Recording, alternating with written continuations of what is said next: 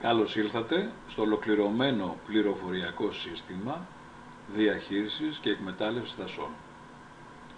Στο σύντομο αυτό βίντεο που ακολουθεί θα προσπαθήσουμε να σας κάνουμε μία εισαγωγή στη χρήση του συστήματος, κυρίως σε ό,τι αφορά τους χρήστες που ανήκουν στα δασαρχεία. Ας ξεκινήσουμε από τη βασική διάκριση του συστήματος σε δημόσιο και ιδιωτικό. Δημόσιο είναι το μέρος του συστήματος που αφορά σε όλους τους πολίτες, ενώ ιδιωτικό είναι το μέρος το οποίο αφορά στους υπηρεσιακούς παράγοντες. Ας ξεκινήσουμε κάνοντας είσοδο στο σύστημα. Για την είσοδο στο σύστημα, όπως συνηθίζεται, είναι απαραίτητος ένας κωδικός χρήστης και ένα συνθηματικό. Ας προχωρήσουμε την είσοδο στο σύστημα. Το σύστημα αμέσως μετά την είσοδό του μας μεταφέρει κατευθείαν στο δασαρχείο το οποίο ανήκουμε και βλέπουμε την πράσινη ένδειξη στο πάνω δεξιό μέρος της οθόνης μας. Αριστερά φαίνεται το στοιχείο το οποίο έχουμε ενταχθεί από την υπηρεσία. Εάν μεταξύ των δύο υπάρχει διαφορά, παρακαλώ να ενημερώσετε τον διαχειριστή του συστήματος. Επίσης, στο πάνω δεξιά μέρος βλέπουμε το όνομα του χρήστη το οποίο έχουμε από το σύστημα και ορισμένες χρήσιμες λειτουργίες ρύθμισης του λογαριασμού που θα επανέλθουμε αργότερα να συζητήσουμε. Οι βασικές επιλογές, οι οποίες κατά βάση χωρίζονται σε 5 κατηγορίες. Στην πρώτη κατηγορία μπορούμε να διαχειριστούμε θέματα που έχουν σχέση με τις άδειες εκμετάλλευσης ή τις διαχειριστικές μελέτες εφόσον υπάρχουν. Στο δεύτερο επίπεδο μπορούμε να διαχειριστούμε θέματα που έχουν αποκλειστικά σχέση με την υλοτομία. Στο τρίτο επίπεδο διαχειριζόμαστε θέματα που έχουν σχέση με την παραγωγή ξυλαθράκων, ρητίνης ή τέλος πάντων λοιπόν δασικών προϊόντων. Στο τέταρτο επίπεδο ασχολούμαστε με θέματα δημοπρασιών, πληστηριασμών ή και θέματα εισπράξεων ή και λοιπά διαχειριστικά θέματα όπως είναι η διάθεση καυσοξύλων. Τέλος, στο πέμπτο μέρος του συστήματος υπάρχει αναφορά σε υποσυστήματα που υποστηρίζουν το κυρίω σύστημα και αυτά τα υποσυστήματα είναι οι συνεταιρισμοί, οι μηχανισμοί υποστήριξη των υποδομών, των παγίων ή και τέλος των εργατικών ατυχημάτων. Οι 5 αυτές οικογένειες επιλογών μας επιτρέπουν να πηγαίνουμε πολύ σύντομα στο ειδικό θέμα που μας αφορά. Ας δούμε για παράδειγμα τι θα συμβεί αν επιλέξουμε την πρώτη επιλογή που είναι για παράδειγμα δομή δασικών υπηρεσιών. Το σύστημα θα μας μεταφέρει στη δομή δασικών υπηρεσιών και με τις επιμέρους επιλογές που υπάρχουν για την περίπτωση αυτή. Εδώ παρατηρούμε ότι ορισμένες επιλογές μας είναι διαθέσιμες και ορισμένες με το γκρι χρώμα είναι κλειδωμένες και επιτρέπεται η χρήση τους μόνο από το διαχειριστή του συστήματος. Άρα, ο συνδυασμός του κεντρικού μενού και αυτού του επιμέρους μενού μας επιτρέπουν να κάνουμε μετάβαση σε όποια περιοχή επιθυμούμε.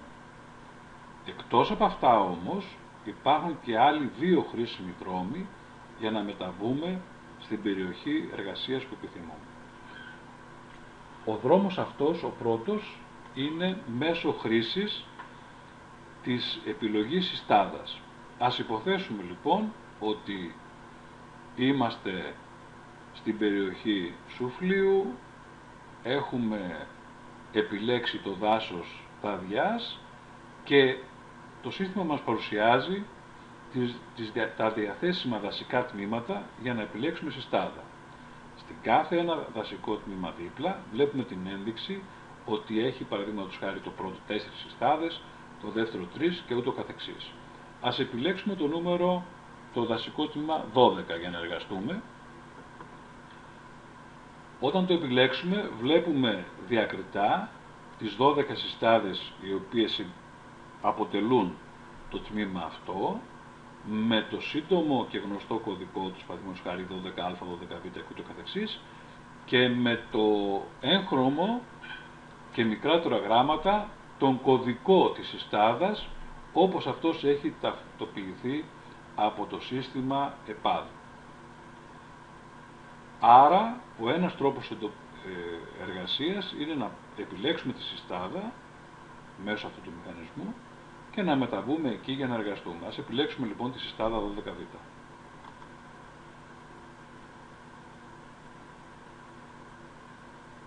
Λεπτομέρειες για τη χρήση μέσα στο περιβάλλον της συστάδας θα πούμε σε επόμενο βίντεο που θα αφορά και θα ασχολείται αποκλειστικά με τη συστάδα.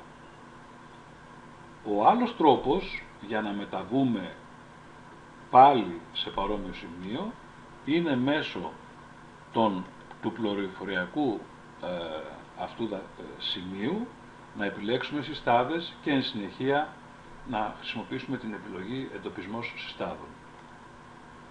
Όπως θα διαπιστώσετε, και αυτή η επιλογή μας μεταφέρει σε ένα παρόμοιο περιβάλλον, από το οποίο μπορούμε να επιλέξουμε από τα δάση της περιοχής Σουφλίου που ανήκουμε το δάσος της Δαδιάς ξανά, και εφόσον επιλέξουμε το δάσος της Δαδιάς μπορούμε πάλι να δούμε στη συνέχεια τα τμήματα και τον αριθμό συστάδων που περιλαμβάνει το καθένα και πάλι να ξαναδιαλέξουμε το τμήμα 12 και εν συνεχεία να διαλέξουμε ξανά τη συστάδα 12β για να μεταβούμε εκεί. Εκτός από τις δυνατότητες αυτές που είναι οι βασικές δυνατότητες για τη λειτουργία του συστήματος, θα περιγράψουμε τώρα μια-δυο λειτουργίες που είναι χρήσιμες για το χρήστη του συστήματος. Στο πάνω δεξί μέρος της οθόνης υπάρχουν επιλογές που αφορούν το χρήστη του συστήματος. Ας ξεκινήσουμε από την πρώτη επιλογή, που είναι η διαχείριση του λογαριασμού.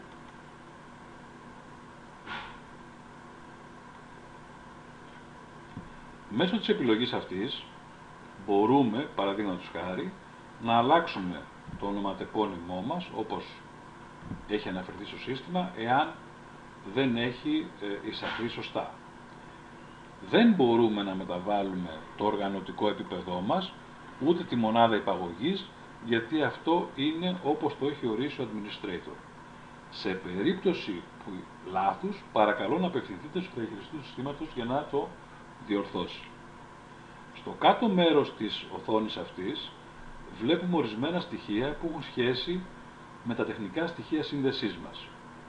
Αυτό ενδέχεται να μας χρησιμεύσει εάν κάποια στιγμή διαπιστώσουμε ότι το σύστημά μας δεν ανταποκρίνεται όπως το θέλαμε, οπότε αυτές τις πληροφορίες μπορούμε να τις περάσουμε στο διαχειριστή του συστήματος και να διευκολυνθούμε στην επιτάχυνση της λύσης του προβλήματός μας. Αυτά προς το παρόν, περισσότερες λεπτομέρειες θα δούμε σε επόμενα βίντεο.